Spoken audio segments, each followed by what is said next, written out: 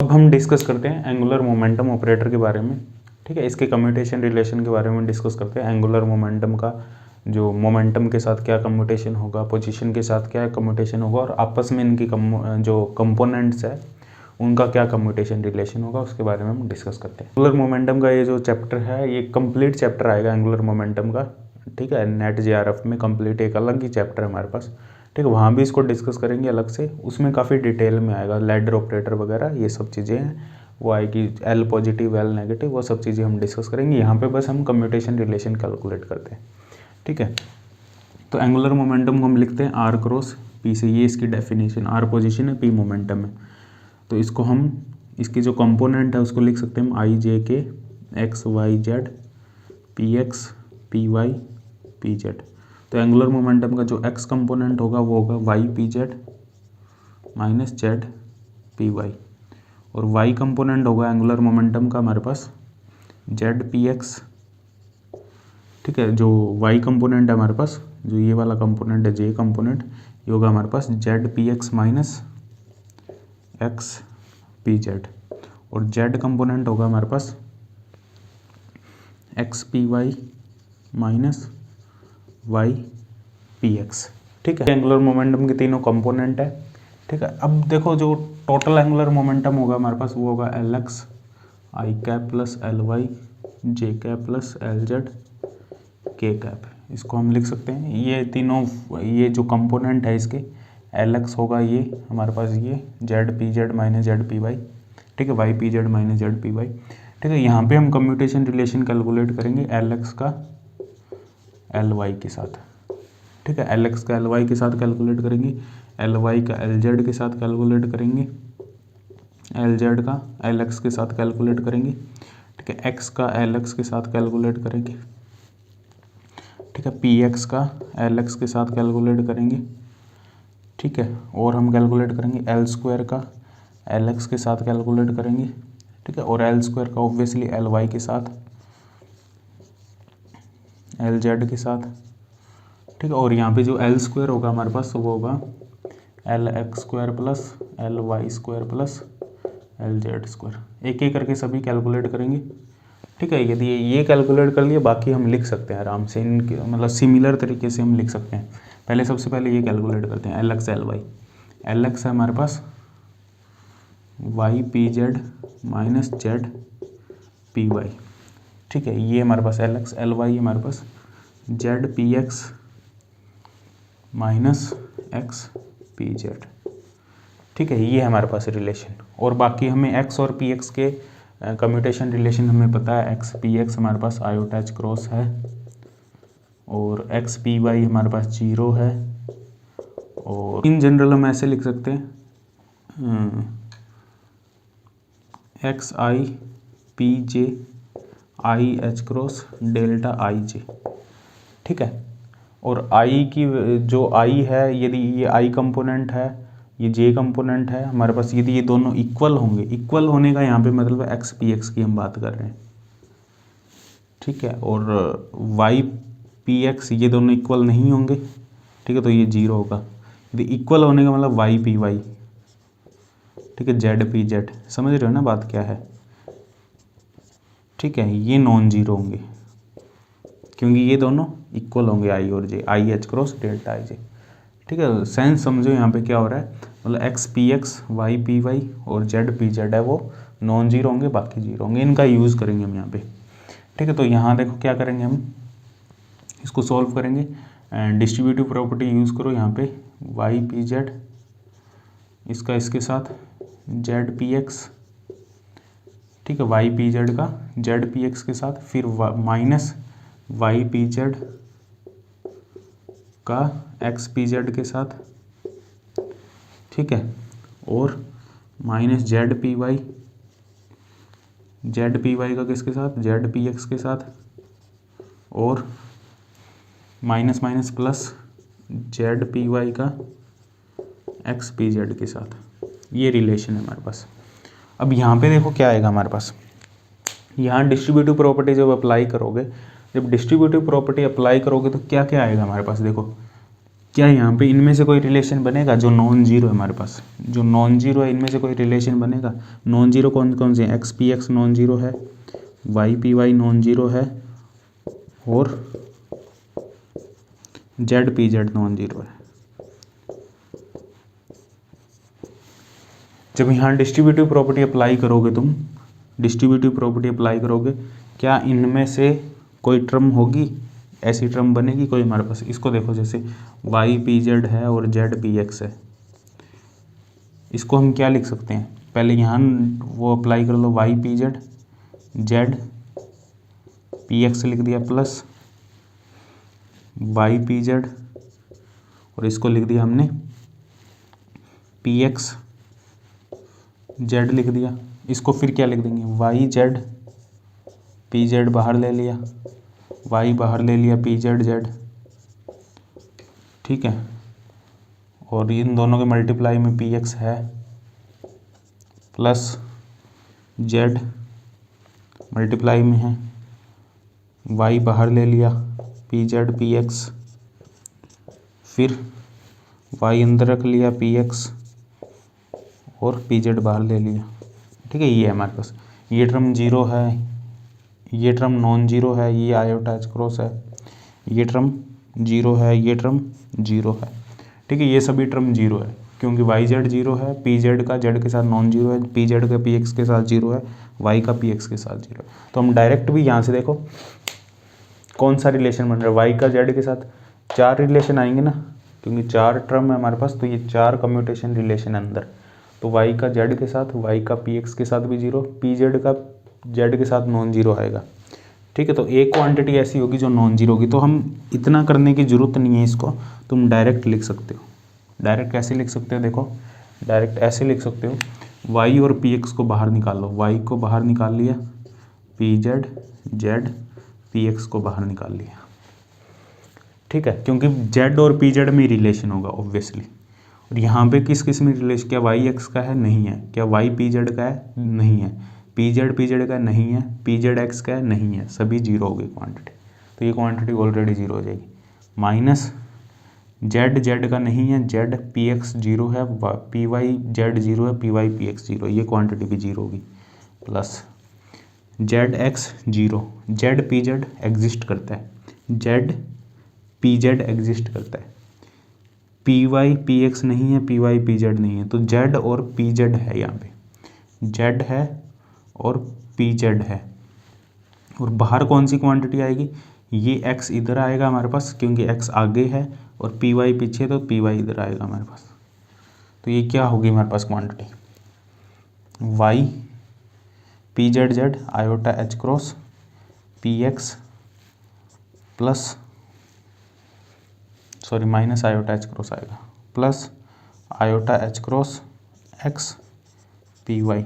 तो इसको क्या लिख सकते हैं? Iota H cross X P Y minus Y P X. और ये है क्या हमारे पास? X P Y minus Y pi V X iota H cross L Z, ठीक है। तो ये हमारे पास टर्म आ जाएगी। तो जो एल एक्स एल वाई होगा हमारे पास, वो क्या होगा? Iota H cross L Z, ठीक है। सिमिलरली हमारे पास एल वाई एल जेड होगा, इसको लिख देता हूँ मैं, ठीक है। तो एल एक्स एल वाई आ जाएगा हमारे पास, यहाँ लिख देता हूँ, एल एक्स एल वाई आ जाएगा हमारे पास I H cross L Z, ठीक है। तो तुम्हें कंप्लीट करने की जरूरत नहीं है, तुम्हें पता है कौन सा जीरो का कौन सा नॉन जीरो का। जो नॉन जीरो उनको अंदर रख लो।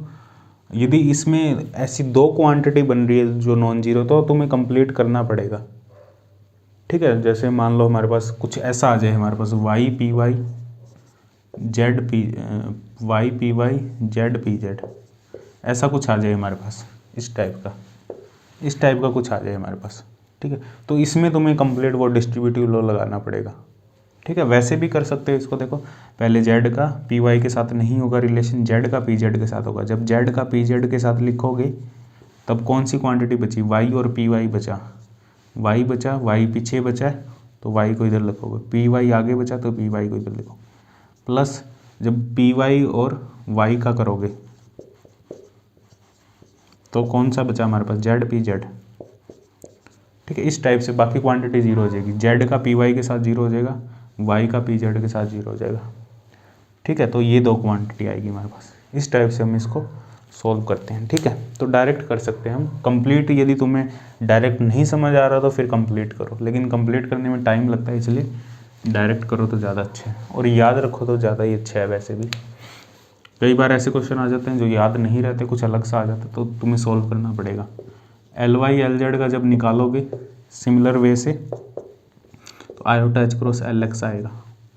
एल जेड एल एक्स का निकालोगे तो iota H cross L Y आएगा। और यदि उल्टा करते हो तुम, एल वाई एल एक्स करते हो तो minus iota H cross L Z होगा। ठीक है, माइनस, और एल जेड एल वाई करते हो तो minus iota H cross L x होगा। ठीक है, और एल एक्स एल जेड करते हो तो minus iota H cross L Y होगा। ठीक है, ये रिलेशन होंगे हमारे पास, ये हो गए। अब ये कैलकुलेट करते हैं बाकी के।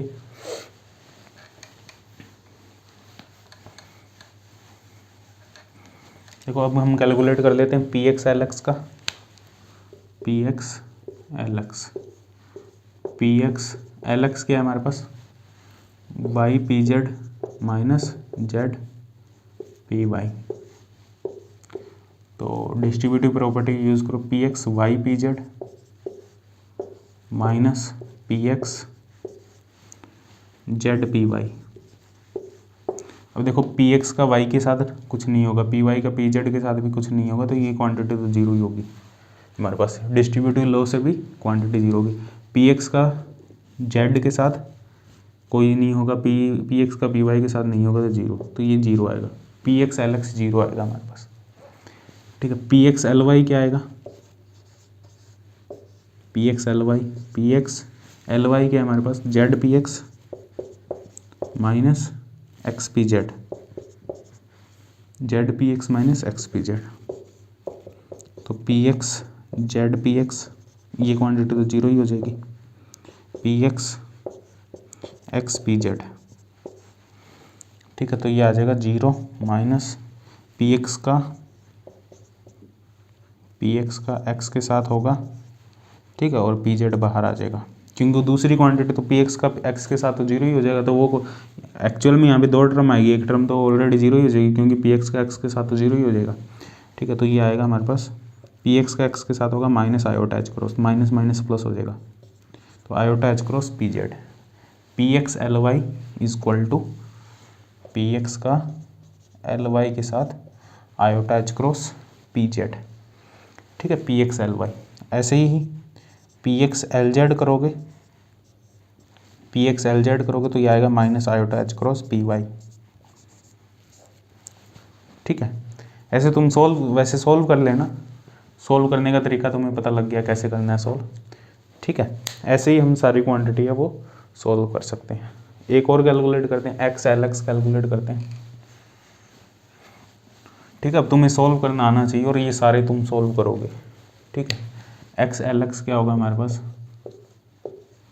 ये होगा हमारे पास एक्स एल एक्स क्या है हमारे पास, एल एक्स है Y P Z Z P Y.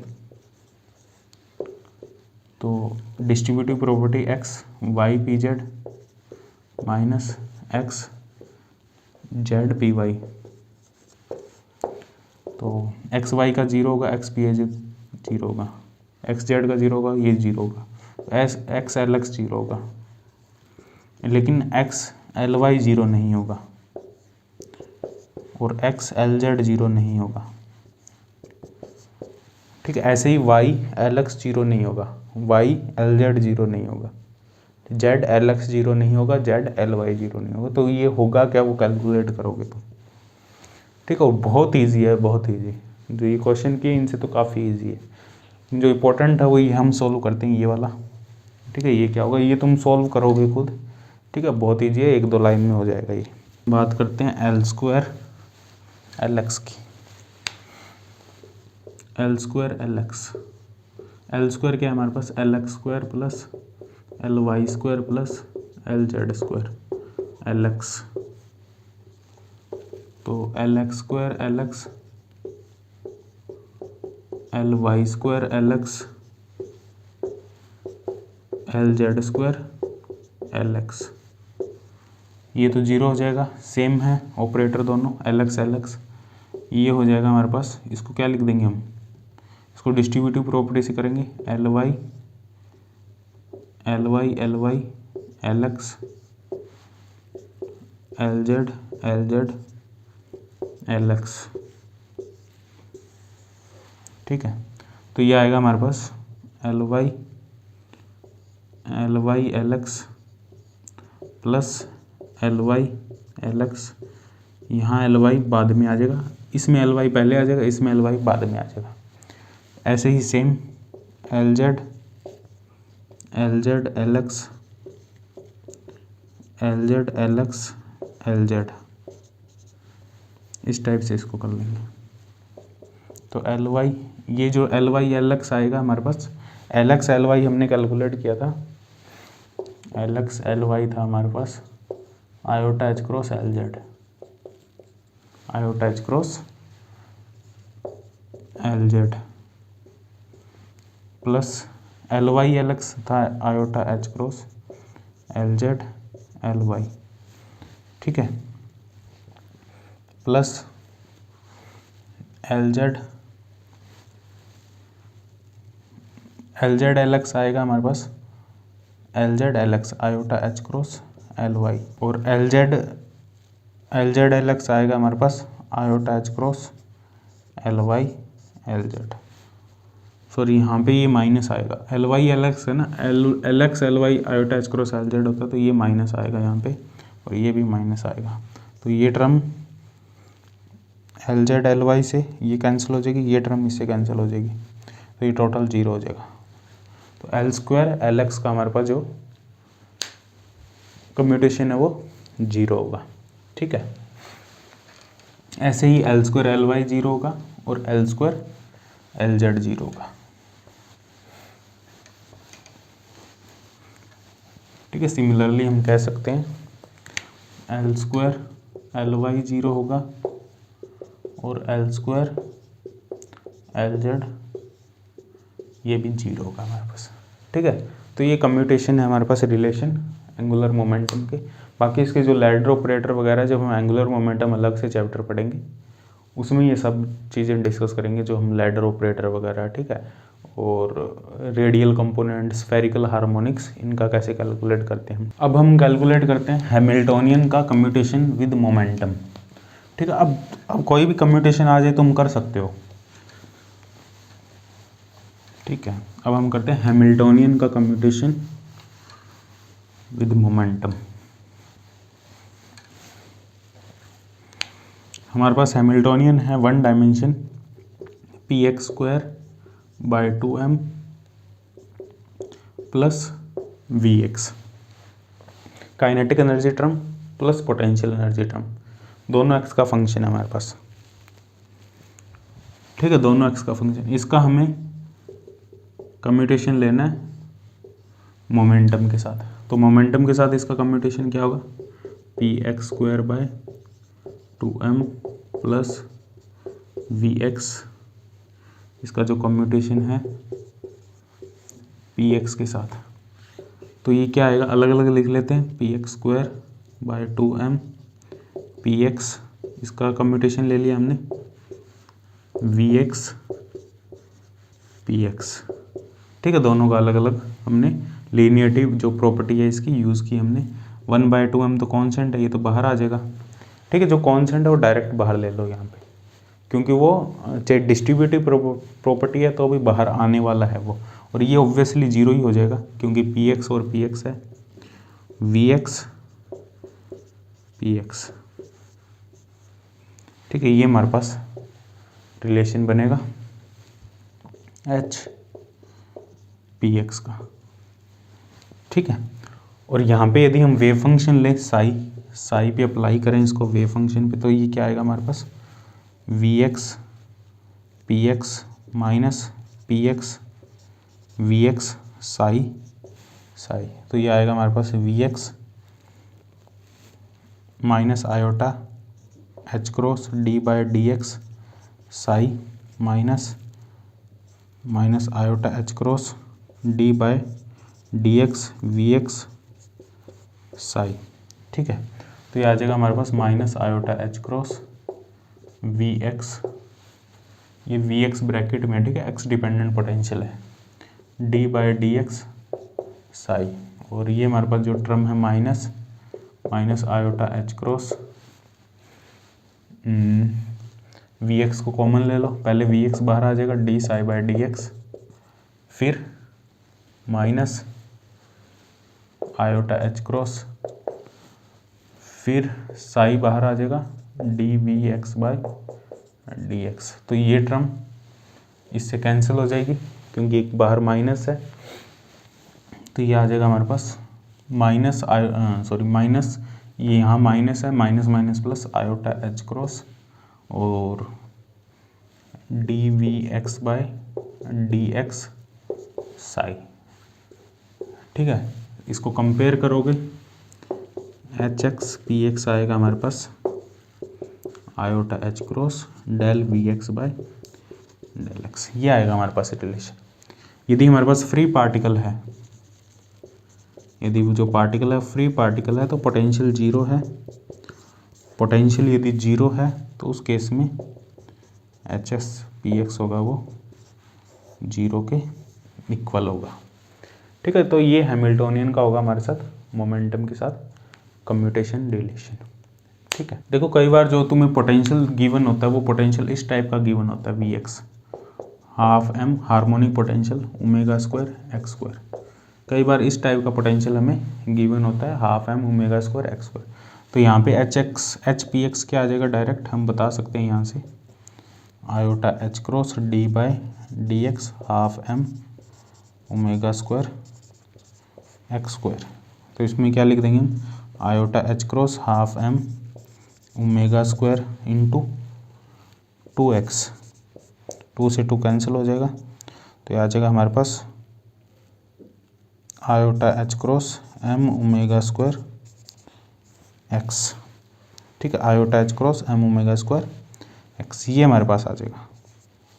वैसे भी निकाल सकते हो तुम, ये वैसे डायरेक्ट यहाँ से भी निकाल सकते हो तुम। देखो कैसे निकालोगे इसको, तुम्हें potential half M omega square X square दिया हो किसी पार्टिकल का, तो उसका हैमिल्टोनियन होगा हमारे पास P X square by 2m और plus half omega square X square, और इसका कम्यूटेशन लेना है तुम्हें पी एक्स के साथ। तो फर्स्ट टर्म का तो जीरो ही हो जाएगा, इस टर्म का तो पी एक्स के साथ, तो half M omega square X square का पी एक्स के साथ कम्यूटेशन करोगे तुम, हाफ एम ओमेगा स्क्वायर बाहर आ जाएगा, एक्स स्क्वायर पी एक्स, तो हाफ एम ओमेगा स्क्वायर ये आ जाएगा 2x एक्स पी एक्स, तो 2 से 2 कैंसिल हो जाएगा, M omega square iota H cross X, तो ये आ जाएगा डायरेक्ट। ऐसे भी कर सकते हो, और ये वाला फॉर्मूला वैसे डायरेक्ट करो तुम तो ही सही है, क्योंकि फॉर्मूला मत याद रखो। ठीक है, तो इसी को इसको मतलब डायरेक्ट करोगे तुम, कम्यूटेशन आ जाएगा, तो डायरेक्ट एच और पी एक्स का डायरेक्ट डेरिवेटिव, तो जो कम्यूटेशन रिलेशन है वो डायरेक्ट कैलकुलेट करो। तो अब हम डिस्कस करते हैं uncertainty relation between two operator. दो ऑपरेटर हमें गिवन है ए एंड बी, उन दोनों के बीच में जो अनसर्टेनिटी प्रोडक्ट है, जो delta A into delta B, जो अनसर्टेनिटी प्रोडक्ट है वो ये होगा हमारे पास कम्यूटेशन रिलेशन की फॉर्म में। उसको हम ऐसे लिख सकते हैं, ए बी का कम्यूटेशन, फिर उसकी एक्सपेक्टेशन वैल्यू, फिर उसका मोड, और उसको 2 से डिवाइड कर देंगे। तो ये हमें प्रूफ करना है, ये अनसर्टेनिटी प्रोडक्ट से इसकी जो वैल्यू है वो ये होगी लगभग, ये हमें प्रूफ करना, और इसका डायरेक्ट यूज़ होता है क्वेश्चंस में। ठीक है, तो देखो अनसर्टेनिटी हमारे पास दो ऑपरेटर है ए एंड बी, और एक हमारे पास स्टेट है साई। ठीक है, तो जो ए ऑपरेटर है इसकी एक्सपेक्टेशन वैल्यू क्या होगी हमारे पास, Sai A cap Sai. Operator को हमेशा कैप से लिखते हैं हम। ठीक है, ऑपरेटर को हमेशा कैप से लिखते हैं, और एक्सपेक्टेशन वैल्यू बी क्या होगी हमारे पास, ये होगी हमारे पास साई बी कैप साई। ठीक है, अब यहाँ से हम कह सकते हैं डेल ए कैप, ये होगा हमारे पास A cap minus expectation value of A cap, ये होगा हमारे पास डेविएशन, ऑपरेटर में कितना डेविएशन है। ठीक है, ये अनसर्टेनिटी, ये यहाँ पे ये कैप नहीं है, ठीक है, यहाँ पे कैप नहीं है। कैप का मतलब है ऑपरेटर में डेविएशन, और डेल ए का मतलब ये दोनों अलग अलग क्वांटिटी है, ठीक है। डेल ए और डेल ए कैप, ये दोनों अलग अलग क्वांटिटी है। क्यों अलग अलग, अभी देखते हैं। ये अनसर्टेनिटी प्रोडक्ट है, ये डेविएशन है, ये डेविएशन है, और ये अनसर्टेनिटी प्रोडक्ट है, अनसर्टेनिटी प्रोडक्ट, ये डेविएशन है हमारे पास। ऐसे ही डेल्टा बी लिख लेंगे हम, B minus expectation value of B, ठीक है। अब देखो हम अनसर्टेनिटी प्रोडक्ट इनका फाइंड करते हैं। अनसर्टेनिटी प्रोडक्ट क्या होगा हमारे पास। अनसर्टेनिटी प्रोडक्ट निकालने के लिए पहले इसका हमें स्क्वायर करना पड़ेगा। देखो क्योंकि हम डायरेक्ट इसका एक्सपेक्टेशन वैल्यू लेंगे, यदि डायरेक्ट इसकी एक्सपेक्टेशन वैल्यू हम लेते हैं तो ये आएगा हमारे पास 0। डायरेक्ट एक्सपेक्टेशन वैल्यू को हम यदि अनसर्टेनिटी प्रोडक्ट, देखो जो अनसर्टेनिटी प्रोडक्ट है वो एक रियल स्केलर क्वांटिटी है, स्केलर क्वांटिटी अनसर्टेनिटी प्रोडक्ट, लेकिन ये हमारे पास ऑपरेटर है, तो ये अनसर्टेनिटी प्रोडक्ट नहीं हो सकता। लेकिन हम कहें भाई इसकी एक्सपेक्टेशन वैल्यू अनसर्टेनिटी प्रोडक्ट हो सकती है, क्या इसकी एक्सपेक्टेशन वैल्यूज या इसकी एवरेज वैल्यू अनसर्टेनिटी प्रोडक्ट हो सकती है।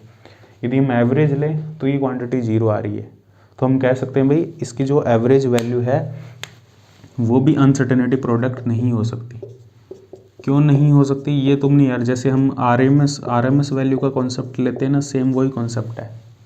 जैसे साइन का फंक्शन है हमारे पास, ठीक है, यदि इसका डायरेक्ट एवरेज ले लें हम तो ये क्वांटिटी 0 रहेगी हमेशा, लेकिन इसका डायरेक्ट स्क्वायर ना, लेकिन एक्चुअल में तो मान लो जो करंट है, करंट की value I not sine omega T, circuit में एसी करंट है उसकी ये वैल्यू है। एक्चुअल में तो करंट की एवरेज वैल्यू 0 आ रही है, ठीक है, लेकिन एक्चुअल में करंट की वैल्यू 0 थोड़ी ना है। तो हम क्या करेंगे, पहले इसका स्क्वायर करते हैं, फिर इसका मीन लेते हैं, फिर इसका दोबारा रूट करते हैं।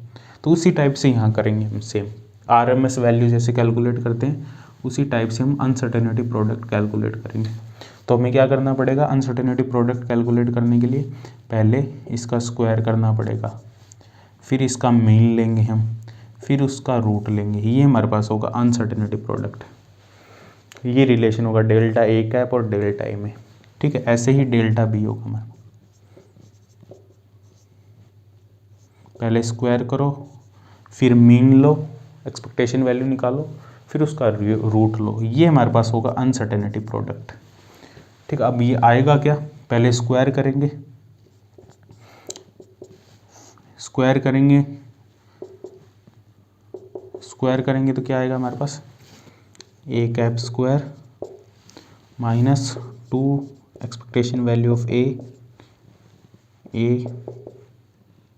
प्लस ए स्क्वायर, तो ये आएगा expectation value of A square. इसकी एक्सपेक्टेशन वैल्यू ले लो फिर, तो इसकी एक्सपेक्टेशन वैल्यू आ जाएगी -2, जिसकी एक्सपेक्टेशन वैल्यू है ऑलरेडी उसकी वही रहेगी वैल्यू, उसकी दोबारा नहीं ले सकते हम, ठीक है। वही सेम रिजल्ट आएगा क्योंकि वो एक नंबर है। हाँ, इसको हम लिख सकते हैं A square expectation value minus A expectation value का होल स्क्वायर, तो ये आ गया हमारे पास del A square expectation value. इसका रूट लेंगे तो ये हमारे पास आएगा uncertainty product delta A square की एक्सपेक्टेशन वैल्यू माइनस ए की एक्सपेक्टेशन वैल्यू का होल स्क्वायर और रूट। ऐसे ही डेल्टा बी आ जाएगा हमारे पास, बी स्क्वायर की expectation value minus B expectation value whole square. तो ये हमारे पास अनसर्टेनिटी प्रोडक्ट होगा। इन दोनों का जो मल्टीप्लिकेशन होगा वो अनसर्टेनिटी रिलेशन होगा हमारे पास, वो कुछ वैल्यू आएगी यहाँ पे हमारी, ठीक है। यदि डेल्टा एक्स डेल्टा पी होता है ये, तो यहाँ पे वैल्यू आती है हमारी h×2 समथिंग, ठीक है। ऐसे निकाल सकते हो तुम सेम, पहले डेल्टा एक्स निकालोगे तुम X square minus X whole square, फिर डेल्टा पी निकालोगे पी एक्स स्क्वायर की एक्सपेक्टेशन वैल्यू पी एक्स की एक्सपेक्टेशन वैल्यू होल स्क्वायर, ऐसे कैलकुलेट कर सकते हो तुम, या तुम इस रिलेशन से कैलकुलेट करोगे। और ये रिलेशन कैसे आता है वो हम देखते हैं, ठीक है। या तो ऐसे कैलकुलेट कर लो तुम, अलग अलग एक्स स्क्वायर की एक्सपेक्टेशन वैल्यू निकालो, एक्स की निकालो, पी एक्स स्क्वायर की निकालो, पी एक्स की निकालो, इन दोनों का बाद में प्रोडक्ट करो, ठीक है, रूट लेके प्रोडक्ट करो, या तो ऐसे करो, या इस टाइप से कैलकुलेट कर सकते हो तुम। कम्यूटेशन रिलेशन निकालना होगा तुम्हें बस, और उसकी एक्सपेक्टेशन वैल्यू लेनी होगी। ये कैसे आता है हमारे पास रिलेशन, ये देखते हैं हम। ये आता है हमारे पास स्क्वाड्स इनइक्वालिटी से। ये जो रिलेशन आता है ये आता है स्क्वाड्स इनइक्वालिटी से। स्क्वाड्स इनइक्वालिटी क्या है, हमारे पास दो वेव फंक्शन है, एक काई है एक साई है, ये दो वेव फंक्शन है। इन दोनों का जो इनर प्रोडक्ट होगा वो हमेशा बड़ा होगा काई और साई के इनर प्रोडक्ट के स्क्वायर से। ये है हमारे पास स्क्वाड्स इनइक्वालिटी। ये हमने डिस्कस किया था स्क्वाड्स इनइक्वालिटी, ठीक है। ये हमने डिस्कस किया था डिराक नोटेशन में। इसका हम यूज़ करेंगे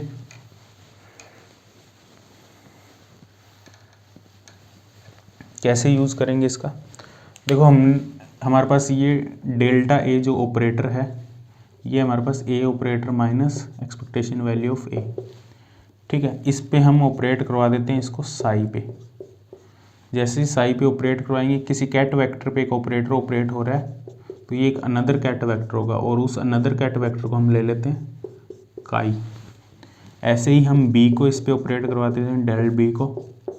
ये अनसर्टेनिटी रिलेशन नहीं है, ये डेविएशन है, ठीक है। डेविएशन समझते हो सभी, मतलब एवरेज वैल्यू से वो ऑपरेटर कितना डेविएट कर रहा है, डेविएशन है। अनसर्टेनिटी प्रोडक्ट नहीं है ये, इसको मान लो साई, ठीक है। काई का काई के साथ इनर प्रोडक्ट लो, ये ब्रा वेक्टर ये कैट वेक्टर है, तो ये तो डायरेक्ट ऐसे ही लिख दिया हमने। कैट वेक्टर को हम लिखेंगे साई डेल्टा ए डैगर, ठीक है। ये हमारे पास कैट, ये ब्रा वेक्टर होगा, ब्रा वेक्टर, इसका हमने ब्रा वेक्टर लिया तो ये आएगा ना हमारे पास साई डेल्टा ए डैगर, ठीक है। अब जो डेल्टा ए डैगर और डेल्टा ए है, डेल्टा ए डैगर और डेल्टा, ये दोनों इक्वल होंगे क्योंकि एक हार्मिशियन है। ए हार्मिशियन ऑपरेटर है हमारे पास, जो ए ऑपरेटर है वो हार्मिशियन ऑपरेटर है, और बी भी हार्मिशियन है हमारे पास, दोनों ऑपरेटर हार्मिशियन है। ए और बी दोनों ऑपरेटर हार्मिशियन है, तो डेल्टा ए ये जो ऑपरेटर होगा ये भी हार्मिशियन होगा, क्योंकि इसका डैगर लेंगे इसका डैगर लेंगे। ये तो क्वांटिटी है, एक रियल क्वांटिटी है, ये तो सेम ही आएगा, ए डैगर का डैगर ए ही रहेगा, तो मतलब डेल्टा ए का डैगर डेल्टा ए ही रहेगा, मतलब डेल्टा ए हार्मिशियन है और डेल्टा बी भी हार्मिशियन होगा। तो इसको हम डेल्टा ए डैगर को डेल्टा ए लिख सकते हैं, तो काई को हम लिख सकते हैं expectation value of delta A square. ऐसे ही हम साई को लिख देंगे expectation value of B square, ठीक है, डेल्टा बी स्क्वायर। ऐसे ही हम काई साई को लिख देंगे delta A into delta B की एक्सपेक्टेशन वैल्यू। यहाँ वैल्यू पुट कर देंगे, delta A square delta B square is greater than equal to delta A delta B whole square. ये हमारी इक्वेशन आ जाएगी फर्स्ट इक्वेशन, ठीक है, डेल्टा ए स्क्वायर। अब देखो ये हमने सिर्फ इसका क्या ले लिया, delta A square delta B square का एक्सपेक्टेशन वैल्यू। डेल्टा ए हमारे पास डेविएशन है, ये डेविएशन है, इसका स्क्वायर किया हमने,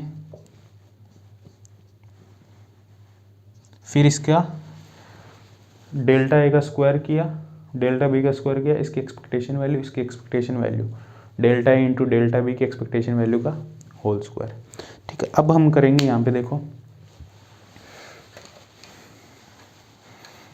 हमें देखो ये रिलेशन बनाना है, ये है अनसर्टेनिटी प्रोडक्ट। अब इनको अनसर्टेनिटी प्रोडक्ट में कब लिख सकते हैं, यदि इनका हम रूट ले लें, तो क्या इसको अनसर्टेनिटी प्रोडक्ट में लिख सकते हैं ना, ठीक है। अनसर्टेनिटी प्रोडक्ट क्या है हमारे पास, डेल्टा ए, यही तो है, डेल्टा ए स्क्वायर तो एक्सपेक्टेशन वैल्यू फिर उसका रूट, यही तो अनसर्टेनिटी प्रोडक्ट है। तो इसका रूट ले लें हम, तो इनको delta A into delta B लिख सकते हैं, लेकिन अभी रूट नहीं लेंगे हम, पहले इसको कैलकुलेट करते हैं राइट हैंड साइड को। ठीक है, राइट हैंड साइड क्या है हमारे पास, देखो इसको नोट करते रहना साथ साथ में।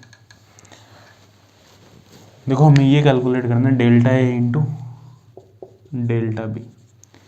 ठीक है, delta A into delta B, क्या इसको हम ये लिख सकते हैं, क्यों इसको इस टर्म में हमें बनाना है कम्यूटेशन में, क्या इसको हम ये लिख सकते हैं A half delta A delta B plus half delta A delta B, क्या इसको हम ये लिख सकते हैं। ये है commutation of delta A delta B, ये है anti commutation of delta A delta B. जब इन दोनों को सॉल्व करोगे तो यही आएगा, कैसे, half delta A delta B minus delta B delta A लिख दिया इसको, और ये है anti commutation delta A delta B plus delta B delta A, ये टर्म इससे कैंसिल हो जाएगी, तो हमारे पास बचेगा क्या, half delta A delta be half delta A delta B, तो क्या बचेगा डेल्टा इंटू डेल्टा बी। तो हमारे पास सिर्फ ये relation delta A delta B को हम ये लिख सकते हैं, और डेल्टा ए डेल्टा बी का जो कम्यूटेशन होगा ये हमारे पास ये वाली क्वांटिटी है। ठीक है, ऑपरेटर वाली डेविएशन वाली क्वांटिटी है, ये डेविएशन वाला है हमारे पास, ये डेविएशन है, ये हमारे पास अनसर्टेनिटी प्रोडक्ट है, ये डेविएशन है, कैप लगाया हुआ है इस पर। ठीक है, तो डेल्टा ए डेल्टा बी इसको हम क्या लिख सकते हैं कम्यूटेशन को, A minus A dagger sorry A minus expectation value of A B minus expectation value of B. ठीक है, जब इसको सॉल्व करोगे ये आएगा ए और बी, ए बी का कम्यूटेशन, तो डेल्टा ए और डेल्टा बी का जो कम्यूटेशन होगा, क्योंकि ये तो एक नंबर है, नंबर का तो जीरो ही हो जाएगा किसी भी ऑपरेटर के साथ, डायरेक्ट मल्टीप्लिकेशन जो कम्यूटेशन लोगे ए का बी के साथ ये वाली टर्म सर्वाइव करेगी, बाकी सारी टर्म जीरो हो जाएगी, तो हम इसको ये लिख सकते हैं, तो half A cap B cap plus half delta A delta B, ये होगा हमारे पास delta A cap delta B cap, ये डेविएशन है। ठीक है, अब इसकी एक्सपेक्टेशन वैल्यू लो, इसकी एक्सपेक्टेशन वैल्यू ले ली हमने। अब ये हमारे पास जो हमें पता है जो कॉन्जुगेट ऑपरेटर होता है ए बी, ये एंटी हार्मिशियन होता है, इसका यदि तुम हार्मिशियन लोगे तो ये आएगा A B minus B A, hermitian लोगे तो A B dagger minus B A dagger, तो ये आएगा हमारे पास B dagger A dagger minus A dagger B dagger, तो ये आएगा हमारे पास बी ए, तो ये एंटी हार्मिशियन होगा, स्क्यू हार्मिशियन होगा, ये जो कम्यूटेशन है वो स्क्यू हार्मिशियन होता है। स्क्यू हार्मिशियन होगा मतलब इसकी जो आइगन वैल्यू है वो इमेजिनरी होगी,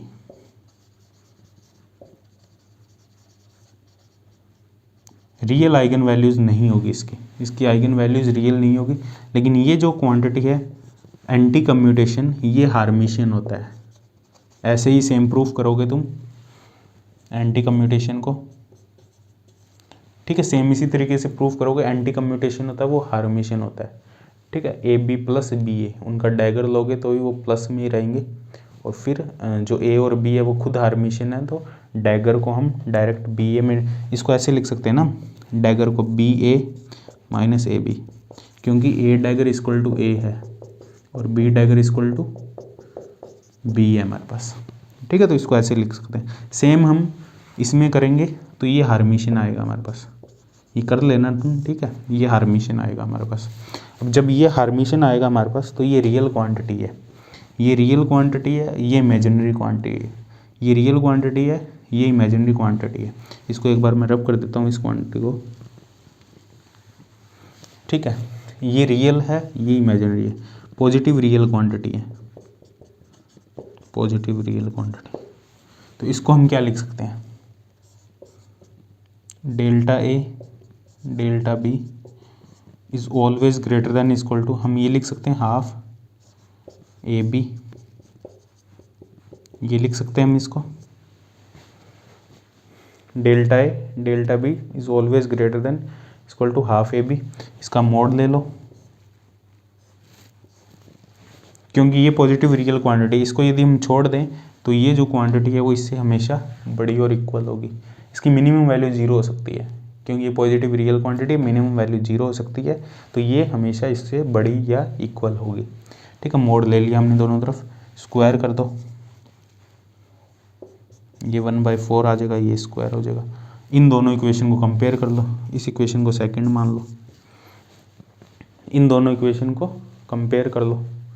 इनको कंपेयर करोगे तो देखो क्या आएगा। इनको जब हम कंपेयर करेंगे दोनों इक्वेशन को, ये वाली जो टर्म है हमारे पास ये रही, तो ये टर्म इससे बड़ी है और ये टर्म इससे बड़ी है, तो ये वाली टर्म इससे बड़ी होगी।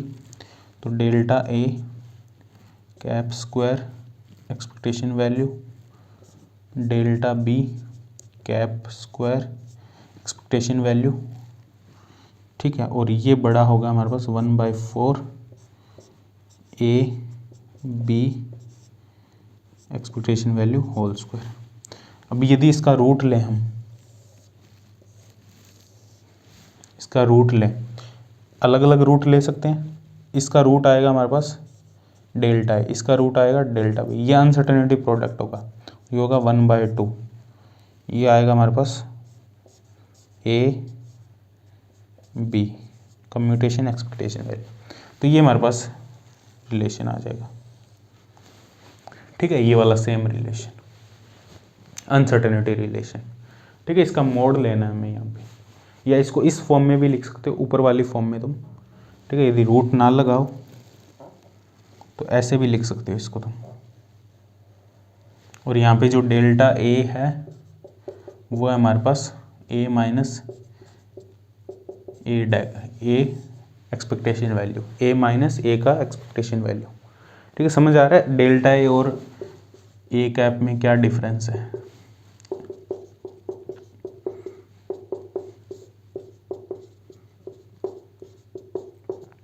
ठीक है, ये डिफरेंस है दोनों में, दोनों अलग अलग है। ये अनसर्टेनिटी रिलेशन है, ये हमारे पास अनसर्टेनिटी डिफरेंस है डेल्टा ए, और ये वाला डेल्टा ए अलग है हमारे पास, डेल्टा ए कैप।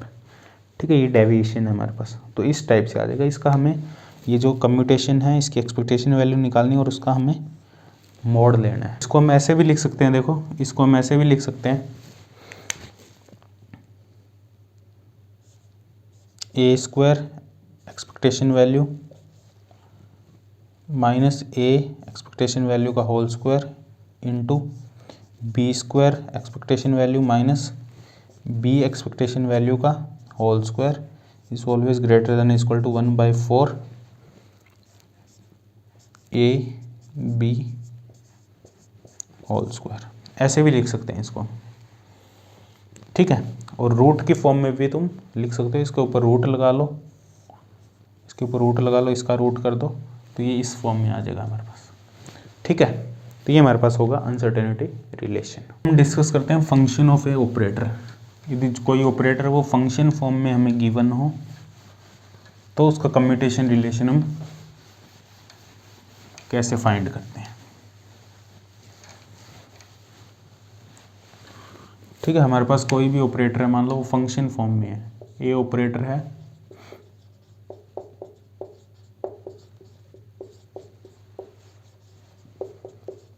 हमारे पास ए ऑपरेटर है, वो फंक्शन फॉर्म में गिवन है। ठीक है, फंक्शन फॉर्म में गिवन है, जैसे ये हो सकता है e⁻ a इंटू ए, कुछ इस टाइप का हमारे पास फंक्शन हो सकता है। ये ऑपरेटर है, ए रियल वैल्यू है, तो ये क्या होगा 1 + a into A square / 2 factorial. ठीक है, ये होगा हमारे पास ऐसे सॉन a³ फैक्टोरियल, ये हमारे पास e⁻ a होगा। यदि इसका हम कम्यूटेशन लें fa के साथ ही, a का fa के साथ ही हम कम्यूटेशन लें तो वो 0 आएगा हमारे पास। इसका कम्यूटेशन लें हम a का e⁻ a के साथ, इसका जो कम्यूटेशन होगा वो 0 होगा। करके देख लो, a का 1 के साथ 0, a का इसके साथ 0, a का इसके साथ 0।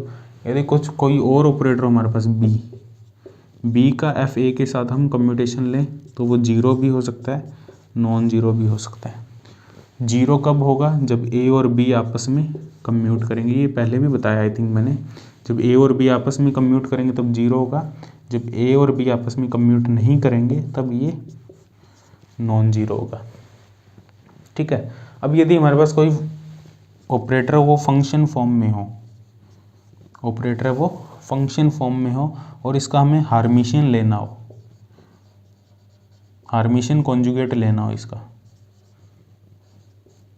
तो कैसे लेंगे? हार्मिशियन कॉन्जुगेट क्या होगा? इसका जो हार्मिशियन कॉन्जुगेट होगा वो होगा एफ स्टार ए डैगर। ये इसका हार्मिशियन कॉन्जुगेट होगा। यदि हमारे पास जो ए है, जो ए ऑपरेटर है, यदि जो ए ऑपरेटर यदि वो हार्मिशियन है, मतलब ए डैगर इक्वल टू ए है, हमें कोई फंक्शन दिया है जो ए की फॉर्म में दिया, मान लो यही फंक्शन है हमारे पास, ये फंक्शन हमें गिवन है, यहाँ पे नोट डाल लेना, ये फंक्शन हमें गिवन है और ये फंक्शन हमें ए की फॉर्म में गिवन है और जो ए है वो हार्मिशियन ऑपरेटर है और ए है वो हार्मिशियन ऑपरेटर है। तो क्या ये जो फंक्शन है क्या ये भी हार्मिशियन होगा? क्या ये भी हार्मिशियन होगा?